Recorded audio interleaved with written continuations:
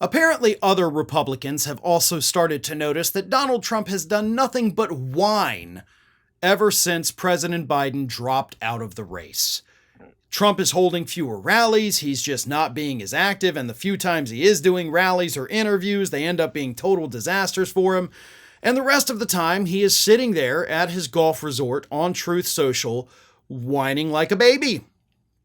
And it's gotten so bad that during an interview on Fox News this week, former Trump opponent turned Trump supporter Nikki Haley came out and actually had to beg the former president / current convicted felon to please, for the love of God, just stop the whining. Here is what Nikki Haley said to host Bret Baier on Fox News this week. What Donald Trump needs to do is go out there and campaign every single day, telling the American people exactly what Kamala Harris has said. We are 80 plus days out. We need him to win, but you've got to go out and do the work. And the one thing Republicans have to do, stop doing, quit whining about her. We knew it was going to be her. She's not going to give an interview. They're going to hold out as long as they can. That's their right. They can do it. That doesn't mean we can't talk about what she believes in and what should be getting out there and doing that. And I want this campaign to win, but the campaign is not going to win talking about crowd sizes. It's not going to win talking about what race Kamala Harris is. It's not going to win talking about whether she's dumb. You can't win on those things. The American people are smart. Treat them like they're smart. Now, I love how in every sentence, it is obvious, like she says, like, Trump do this, Trump do this, Trump do this. But then when she says the quit whining thing, she says, Republicans have to stop doing quit whining about her. Like Republicans, not just Trump, but like the Republicans are whining too much. Well, they are. But let's be very clear here. Nikki Haley is not talking about all the other Republicans because they've moved on. Those Republicans that Nikki Haley is talking about are the ones going out there on Fox News, in other interviews, on social media, saying that Trump needs to talk about the issues and stop attacking Harris personally. So the other Republicans are not whining about this, and Nikki Haley knows it.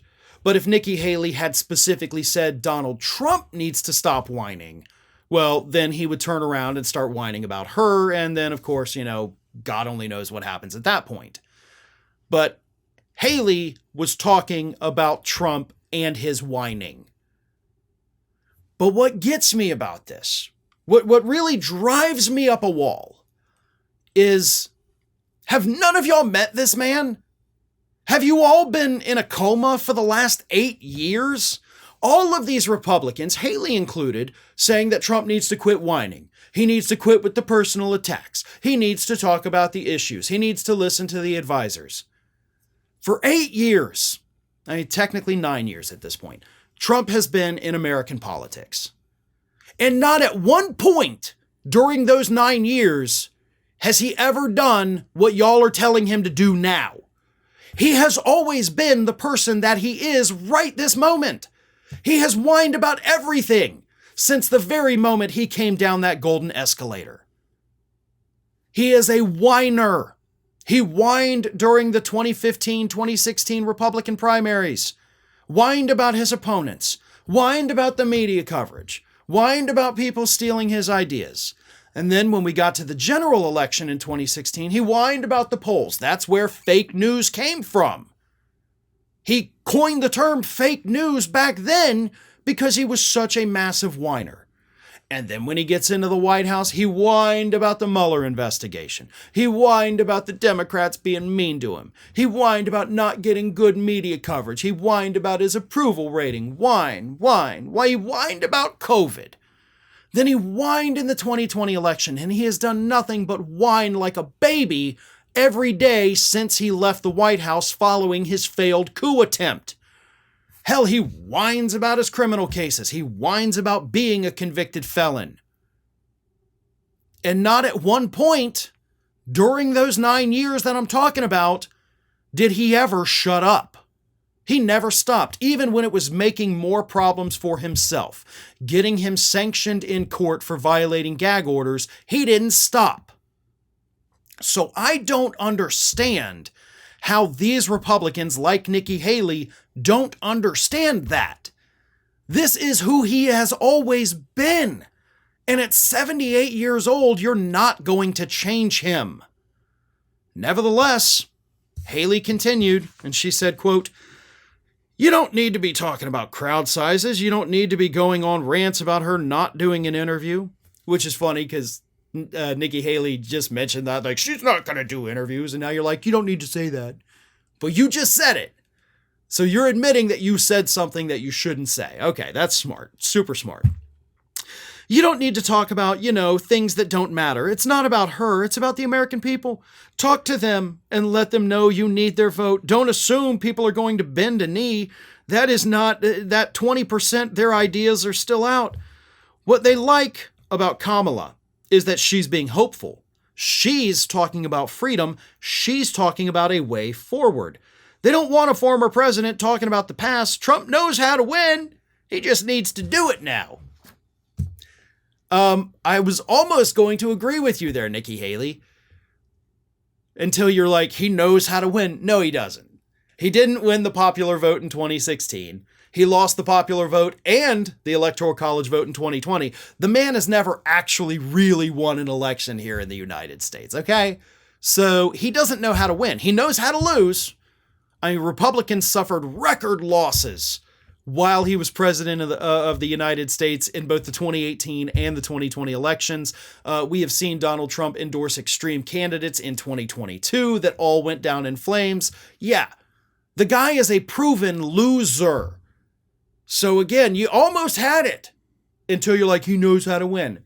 I swear to God, he does not know how to win at all. He's a big dumb idiot when it comes to knowing how to win. But she did hit on a point that I do want to kind of, flesh out a little bit, because there is a big difference in these campaigns. Donald Trump is out there airing his grievances and telling us why everything sucks. Harris is out there telling us that things can get better if we have hope, if we do things correctly, if we make the right choice in November. We can continue building upon what we've been building for the last 4 years. It is a message of hope. Who was the last presidential candidate that came out selling people hope? I mean, it was literally their slogan. It was Barack Obama. And he won, hands down, one of the easiest elections ever in 2008. It was remarkable what Obama did.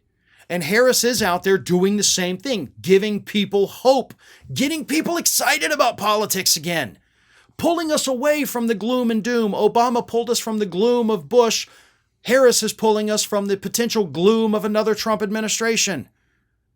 And Trump's out there whining about windmills, whining about electric cars, whining about Biden and Harris and crowd sizes and poll numbers and everything under the sun. The difference could not be more clear, and that is what Nikki Haley was trying to get at. You can choose hope and happiness and freedom on one side, or gloom and doom and whining and pettiness on the other. And I think at this point, based on the polling, the American public has made their decision. Hi, everyone. This here is little Athena. And Athena would like to know why you haven't subscribed to Fair and Balanced yet. So please, don't let Athena down. Subscribe today.